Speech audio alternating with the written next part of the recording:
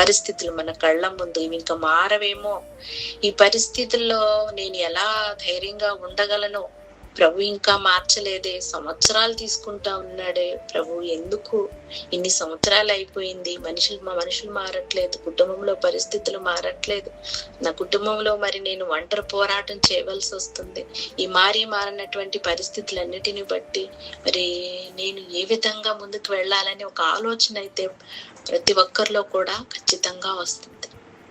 కానీ పరిస్థితులను మనం చూడొద్దండి. ఎందుకంటే నీ ఆత్మీయ ప్రయాణాన్ని ప్రారంభించిన దేవుడు నిన్ను మధ్యలో ఎప్పటికీ కూడా విడిచిపెట్టడు. అంతము వరకు ఆయన నడిపించటానికి సిద్ధంగా ఉన్నాడు.